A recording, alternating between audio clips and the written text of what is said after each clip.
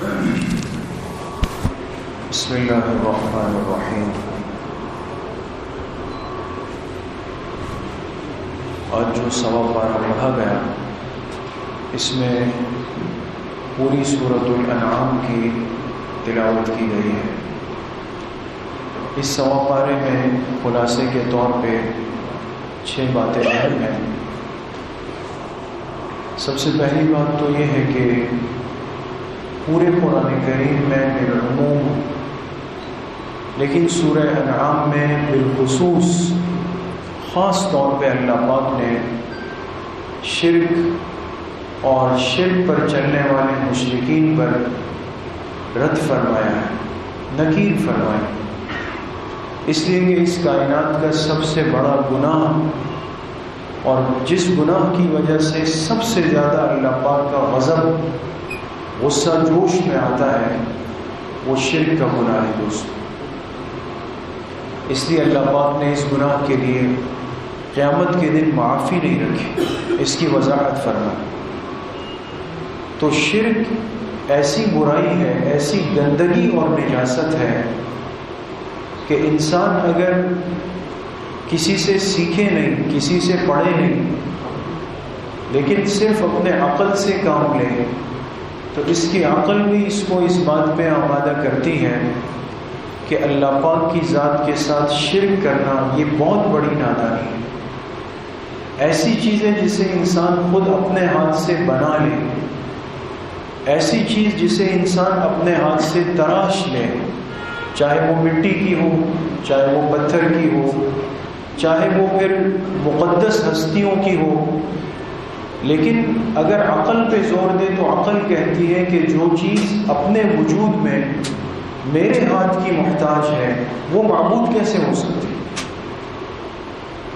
اس لیے میرے عزیزوں، دوستوں، بزرگوں، شرک اس کائنات کا سب سے بڑا گناہ ہے، لیکن آج سب سے زیادہ امت کے اندر عقیدے کی کمزوری پیدا ہو رہی ہے اور مختلف طریقوں سے ہم ایسے امور میں، ایسے اعمال میں مبتلا ہو جاتے ہیں کہ جو خدا نخواستہ ہمیں اللہ پاک کی ذات سے دور لے جاتا ہے۔ بجائے اس کے کہ اللہ پر یقین زیادہ ہو، ہم غیر اللہ کی طرف دوڑتے ہیں۔ کوئی ہمیں بتا دیتا ہے بھائی فلاں جگہ چلے جائیں، آپ یہ کام کر لیں، آپ کا مسئلہ حل ہو جائے گا۔ ایک مسلمان اس بات کو ذہن میں جگہ کیسے دے رہا ہے جو اللہ پہ یقین رکھتا ہے، اور پھر وہ یہ جملہ بھی قبول کرے کہ فلاں جگہ سے میرا مسئلہ حل ہو جائے گا؟ یہ کیسے ہو سکتا ہے؟ اس لیے اللہ پر یقین، اللہ کی طرف رجوع، اللہ کے ساتھ اعتقادی مضبوطی اس درجے کی ہو، چھوٹا سا مسئلہ ہو، بہت بڑا مسئلہ ہو، لیکن میرا یقین ہو، میرا ایمان ہو کہ میرے سارے مسائل کا حل کس کے ہاں ہے؟ اللہ کے۔ تو شرک کی نفی فرما۔ دوسری بات جو سورۃ الانعام میں ہے، اللہ پاک نے بغض اور عناد، یہ انسان کے روحانی امراض ہیں۔ ہم اگر قرآن کریم کو سمجھیں نا دوستوں، ہم قرآن سے کٹی ہوئی امت ہیں، سمجھ میں آتا ہے کہ وہ کون سی خرابیاں ہیں، امراض ہیں جو انسان کو محروم کر دیتا ہے۔ بغض اور عناد، انسان کے اندر یہ مزاج بن جائے کہ میں یہ چیز نہیں مانوں گا۔ اردو میں کہتے ہیں نا بھائی میں نہ مانوں، اس کا کوئی حل نہیں ہے۔ وہ ایک آدمی نے کسی سے شرط رکھی کہ بھئی آپس میں شرط رکھتے ہیں کہ دودھ کا رنگ کیسا ہے۔ دودھ جانتے ہیں نا دوست، دودھ، تو دودھ کا رنگ تو سب کو پتا ہے۔ شرط رکھ لی کہ بھئی دودھ کا رنگ کیسا ہے۔ اس نے کہا وہ یہ تو بالکل سی۔ کہا آپ کیا کہتے ہیں؟ اس نے کہا دودھ کا رنگ سفید ہے۔ اس سے پوچھا کیا؟ اس نے کہا دودھ کا رنگ کالا ہے۔ شرط لگی کہ بھئی میں ثابت کروں گا کہ کالا ہے، تم ثابت کرو گے سفید ہے، جو ہار جائے گا وہ دوسرے کو ایک بھینس دے گا۔ تو ظاہر سی بات ہے اس میں کون ہارے گا؟ جو دودھ کو کیا کہہ رہا ہے؟ کالا کہہ رہا ہے۔ تو جس نے یہ کالے کی بات کی تو اس کے دوستوں نے کہا کہ بیوقوف آدمی، یہ تم نے کیسی شرط لگائی؟ یہ تو ساری دنیا کہتی ہے کہ دودھ سفید ہے، تم تو ہار گئے، بھینس تو تمہیں دینی پڑے گی۔ اس نے کہا میں نہیں ہار سکتا۔ کہا کیوں؟ کہا میں اسی سفید کو کالا کہوں گا، میں اسی سفید کو، کہ یہ جس کو تم سفید کہتا ہو یہ کالا ہے، اس کو کہتے ہیں میں نہ مانو۔ دوستو، انسان کے اندر جب بغض اور عناد کا مرض پیدا ہو جائے اور یہ مادہ پیدا ہو جائے کہ مجھے جس چیز اور جس بات پہ میں کھڑا ہو گیا اس سے پیچھے نہیں ہٹنا، چاہے پھر میرے سامنے قرآن ہو، میرے سامنے پیغمبر کی حدیث ہو، چاہے میرے سامنے شریعت اور دین ہو، لیکن میں اپنی بات پہ اڑ جاؤں، یہ وہ روحانی مرض ہے جو انسان کو دنیا میں بہت ساری خیر اور ہدایت سے محروم کر دیتا ہے۔ سورۃ الانعام میں اللہ پاک نے فرمایا کہ یہ جو شرک کے راستے پر گئے ہیں ان کی محرومی کی ایک بڑی وجہ ان کے اندر بغض اور عناد کا مزاج ہے۔ اگر ہم ان کو مردے زمین سے زندہ کر کے کھڑے کر دیں اور وہ ان سے باتیں کر لیں، اگر ہم ان کو یہ پہاڑ چلا کر دکھا دیں اور یہ جتنے معجزات کا مطالبہ کرتے ہیں وہ سب دکھا دیں، لیکن اس کے باوجود بھی انہوں نے توحید کے عقیدے کو قبول نہیں کرنا ہے۔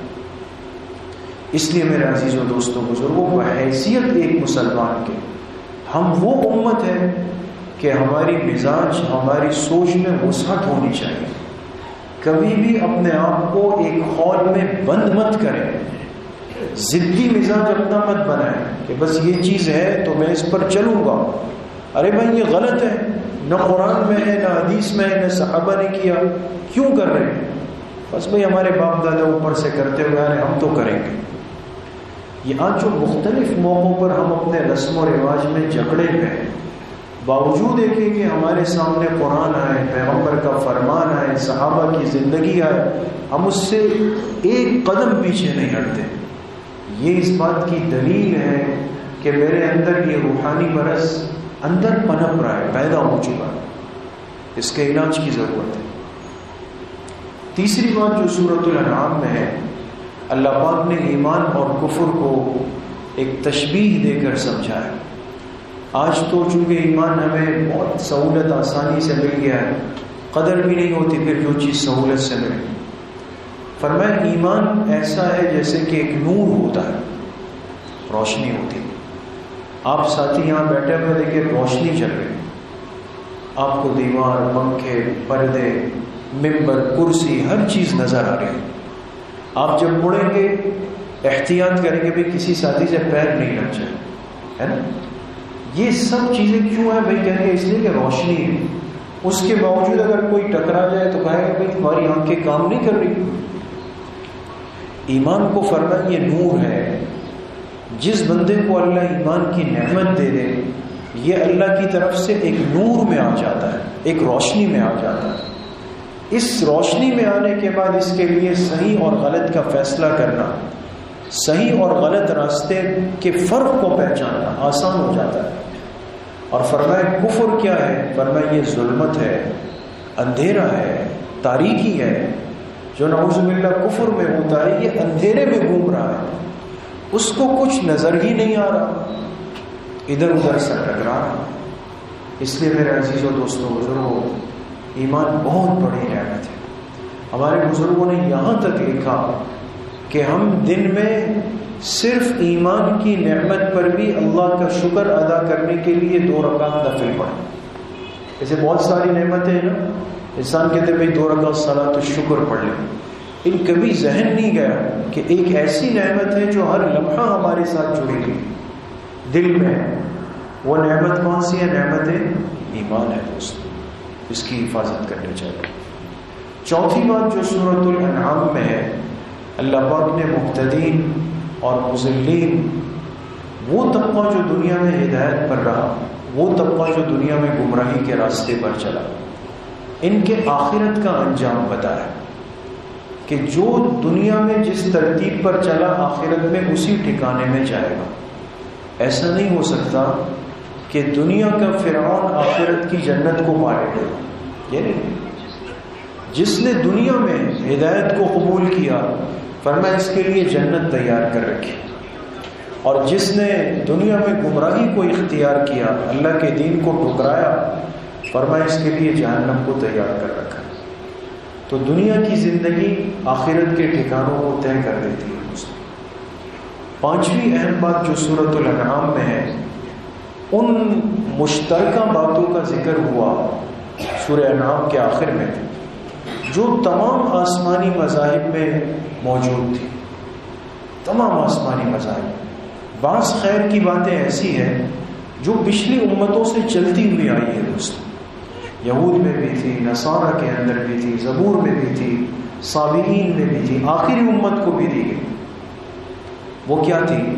وہ چند باتیں اللہ نے ذکر کی۔ پہلی بات یہ تھی کہ تمام امتوں میں حضرت آدم علیہ السلام سے لے کر آخری امت تک یہ بات مشترک تھی کہ اللہ کے ساتھ شرک نہیں کرے گا، یہ اللہ کو کسی صورت کو بولنے۔ دوسری بات والدین کے ساتھ حسن سلوک کرنا، یہ تمام امتوں میں مشترک رہا۔ تیسری بات کسی جان کو، انسان کو ناحق قتل نہیں کرنا، یہ تمام امتوں میں مشترک ہے۔